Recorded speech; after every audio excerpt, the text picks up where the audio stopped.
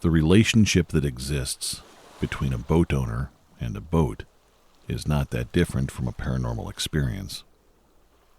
Both involve a strange sense of beauty and fascination that comes with the ability to experience a different world entirely, a world accessible to only a select few.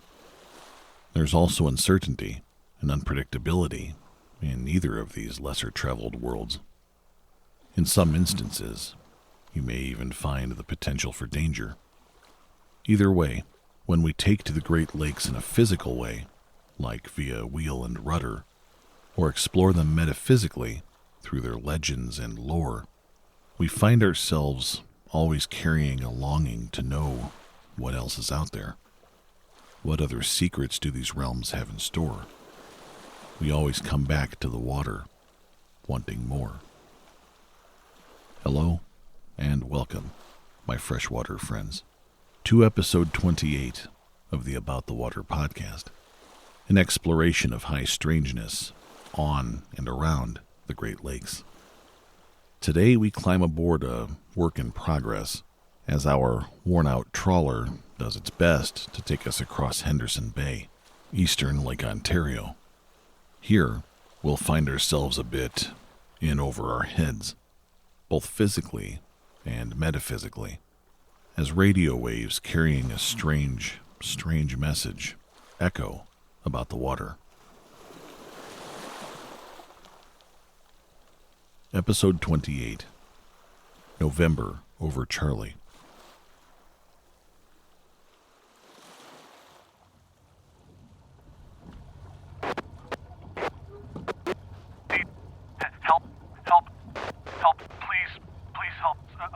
The broken message coming through on Jonathan's two-way walkie sent him running away from the helm of the 38-foot trawler. His good friend and trusty assistant mechanic, Lars, was down below deck in the engine room. Jonathan got there in seconds. Lars, he shouted. A metal thud rang out as Lars bolted upright in surprise, banging his head on an electrical panel in the process. "What, Jonathan, what?" he asked. The two men exchanged confused glances. Jonathan explained to Lars that he just received his call for help on the two-way radio.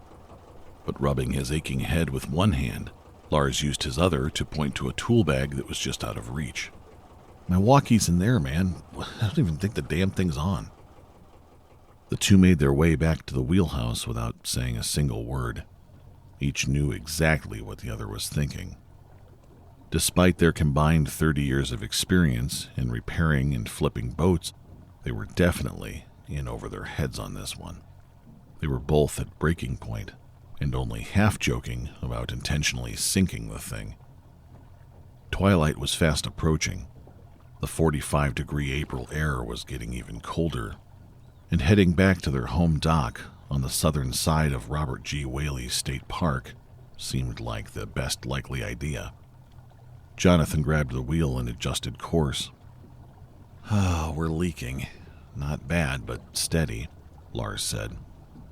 Jonathan sighed in defeat, shaking his head at the floor and asking, "Leaking what, and from where?" Lars plopped down on the musty old bench seat, and with a sip of his coffee, replied, "Everything from everywhere, Skip." Their mutual, albeit frustrated laughter was interrupted by the sound of the ship's marine radio crackling to life. Help us, please help us. Mayday. Near Gull Island. It's to the east. We lost all of our... What? No, it can't be. Jonathan swung his head around, looking directly at Lars, who was undoubtedly playing a trick, and chastised him. "Not funny, man. Knock it off." Lars was now sitting straight up, his surprised eyes gazing directly at Jonathan, as he shook his head and waved his hands, silently indicating his innocence. "John, it's not your two-way radio, it's the ship's VHF radio. Look," Lars said, as the message repeated itself precisely. Help us, please help us. Mayday. Jonathan's patience wore thin. "How are you... Whatever, stop, man, look, stop. The Coast Guard monitors this thing, you know? Lars jumped to his feet, walking up to the helm and squinting out the windows. It's not me, Jonathan. I'm right here, standing right here, dude. The two men scanned the horizon. Jonathan looked at Lars, asking, "You think it's legit?" Lars thought for a moment. "I don't know. I think some marine radios have an SOS record feature, but I don't know. I don't know if it's a joke." We lost all of our... What? No, it can't be. Jonathan turned the wheel starboard towards Gull Island and applied full throttle, declaring, "All right, I'm not taking any chances." Help us, please help us. Mayday. Near Gull Island. It's to the east. We lost all of our... A performance craft, the trawler was not. Flat out, the small diesel engine struggled to maintain 7 knots. The smell of exhaust began to waft through the vessel, evidence of yet another leak. The broken message would repeat itself at very inconsistent intervals, occasionally even playing over the top of itself. Mayday. Near Gull Island. "Hey, slow down, Skip. Someone might be in the water," Lars advised, wisely. Jonathan nodded in agreement and immediately pulled the throttle back to idle. Lars walked out the ship's side door and climbed forward to the bow rail, slowly scanning the horizon. "You see anything?" Jonathan shouted, leaning towards the open door. And as he did, something caught his eye. "Lars, I found it," he announced, waving the radio's missing hand mic. Lars gave him a thumbs up and went back to searching the waters as Jonathan connected it to the radio. Before Jonathan could key the mic to reply, he and Lars found themselves both taken off guard by an eerie and mesmerizing light. The strange phenomenon gave off a reddish-orange glow, ascending skyward with incredible speed. It moved silently, and it moved smoothly, and set against the dark blue sky, it was hauntingly beautiful. The men could then feel their hearts begin to race as it was joined by a second, similar object. The pair watched as they traversed the sky in long arcs, before suddenly breaking into several pieces and then vanishing entirely. "Flares!" Lars shouted. "They're distress flares! Go! Go! Jonathan motioned for Lars to hang on, cranked the wheel again, and slammed the throttle forward. Jonathan had become so involved with looking for the glow of, hopefully, a third flare that he missed the critical red glow right in front of him. Warning lights. Several of them. His engine temperature was pegged out. His oil pressure was near zero, and his voltmeter was indicating a complete discharge. When he saw the barrage of info that the console was throwing at him, he froze, snapping out of it only when he heard the unmistakable sound of glass shattering. "Jonathan, stop! Lars had been shouting from outside on the bow, and after Jonathan had failed to respond, he opted to throw various items from his pockets at the wheelhouse's front windows to get his attention. His Leatherman, perhaps, was a bit too sturdy of a choice. Jonathan pulled the throttle back, and noticing Lars making a cut-the-engine gesture, he turned off the ignition entirely, and all went silent. Help us, please help us. Mayday. Near Gull Island. It's to the east. We lost all of our... What? Jonathan joined Lars outside on the deck. Then the two decided that the water was calm enough and the boat was steady enough that they could climb up onto the wheelhouse roof for a 360-degree view. Lars pointed to the starboard side. "Hey, is that Gull Island?" Jonathan nodded yes. "Yeah, the water's shallow here, so if we start to drift closer, I'm going to have to move us," he explained. After a few moments, the men took to shouting into the distance. "Hello? Hello, anybody out there?" Jonathan patted Lars on the shoulder. "Hey, you got any flashlights?" Lars nodded eagerly, explaining that indeed he had a couple of headlamps in his tool bag. The men made their way off the roof, heading through the wheelhouse towards the engine room. Or at least that's what they had planned to do. The second their feet hit the floor of the wheelhouse, their hearts sank. The men found themselves standing in water up to their ankles. Pale-faced and terrified, Jonathan waved Lars towards the steering wheel. "If it starts, just run us aground on Gull Island," he instructed, while he rummaged through some various storage areas. While Lars made several fruitless attempts at starting the engine, Jonathan grabbed a large duffel bag. He dumped out its contents onto the floor, and then stuffed it full of as much bottled water and various junk food items as it could hold. "Oh, where are they? Come on, where are they?" he said frantically as he searched for life vests. When all at once, the ship went dark. The power had gone completely out. The two men screamed in panic. They were shaking. An intense thud rang through the boat as it began to badly list. "Gull Island," Lars said, physically jumping up and down as he shouted. "We've run aground. We got on board. Let's go, let's go." Jonathan agreed with a series of rushed and panicked okays. "Lars," he said, "here, just in case." Tossing Lars 2 of the 4 life vests he had just located, he then cheered with happiness as he found a dusty old box labeled emergency flare gun. Jonathan swung the bag over his shoulder and, turning to Lars, noticed a pale beige light near the ship's wheel. So jittery that he was barely able to turn his words into thoughts, Jonathan aimed a flailing finger towards the marine radio. "Battery backup. It's got a battery backup. Make a call to Coast Guard. It's on channel 16. Just use that."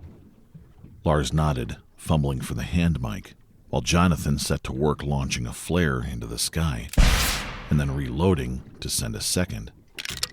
Never having made a distress call before, Lars didn't know official protocol, but nonetheless, he did his best. Help us, please help us. Mayday. Near Gull Island. It's to the east. We lost all of our..." With a slow turn towards each other, the men shared a look of absolute bewilderment. Lars, forgetting to remove his thumb from the mic key, paused before he said to Jonathan, "What? No, it can't be." With a brief flicker, the light on the radio went out entirely. Jonathan, without even looking, fired the second flare into the sky. The two then watched a familiar sight as the flares traversed the sky in long arcs, before suddenly breaking into several pieces and then vanishing entirely.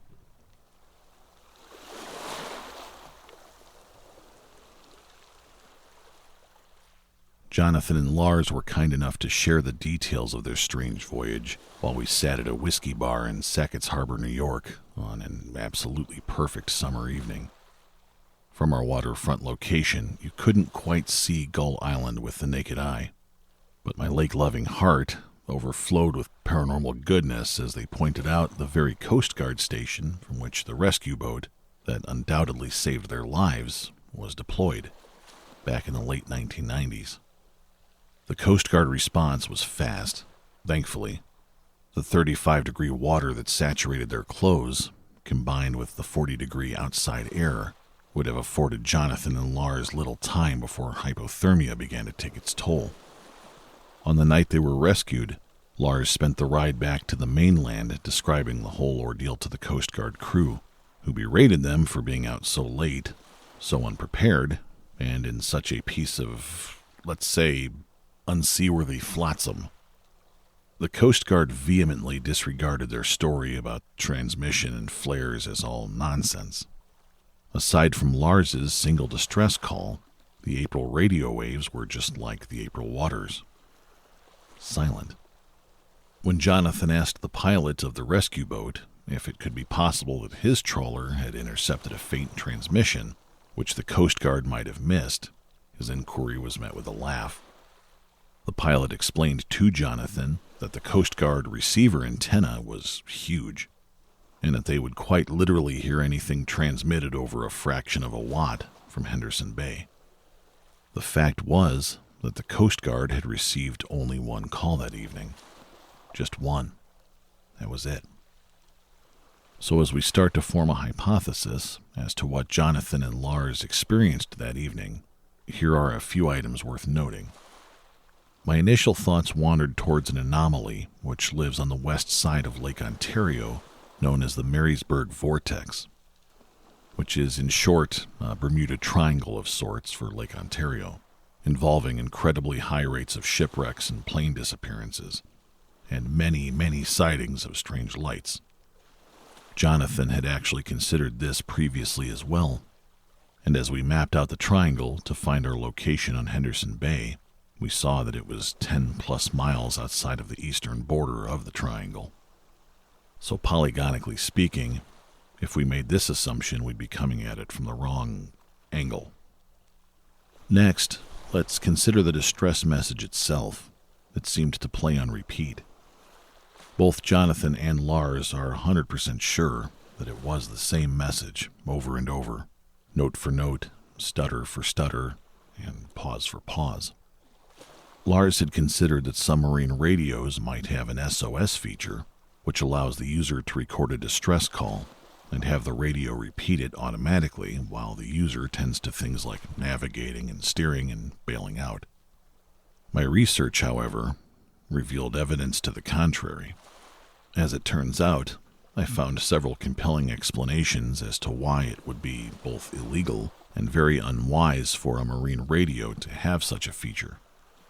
Marine VHF Channel 16 is used for spoken distress communications. This channel is monitored 24/7 by the United States and the Canadian Coast Guards. These Coast Guards would also use that channel to provide any information back to the vessel that was in distress. So if there were but a single radio dominating those airwaves with a repeating message, important communication might be missed, and any other affected vessels would find their own distress calls effectively jammed. So next, we'll look at the contents of the message itself. Lars insists that his outgoing message was a perfect word-for-word plagiarism of the distress call they had received, simply because his subconscious mind must have heard it several times and then just repeated what it heard. Lars doesn't really believe in the paranormal and thinks that the mysterious sender of the message just happened to have a voice that was very similar to his own.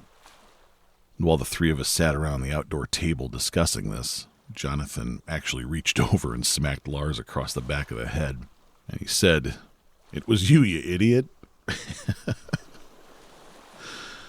Going on to reiterate that the Coast Guard was rather adamant that they had only monitored one single distress message that entire evening. "It was him," Jonathan said as he looked at me and started shaking his head, and followed that up with, "And the flares were mine." And when we look at the flares, things get even more interesting. Both Jonathan and Lars agree that the flares they had seen were identical to the ones they had fired. There's a lot of coincidences lined up here. There just happened to be only 2 flares. They just happened to be reddish-orange, with a 60-second burn time. They just happened to be designed to break into multiple parts at the end. They just happened to be smokeless and emit 0 slag. And they just happened to be fired at the exact same time intervals. And considering all that, so it seems we're left with a single conclusion. What Jonathan and Lars heard that day was their own distress call, 15 to 20 minutes before it was transmitted. What they had seen that day were their own flares, several minutes before they were fired. So, now that we've confidently somewhat decided on what happened, maybe you can help Lars and Jonathan and myself with this last minute detail that we need to fill in. How? And with that, thank you, with all sincerity, and as always for listening. It's a pleasure and it's an honor to be the voice on your receiver. May your journeys around these waters be Mayday free, and may the tales you tell about them one day be as grand, beautiful, and enduring as our Great Lakes. I'll see you about the water.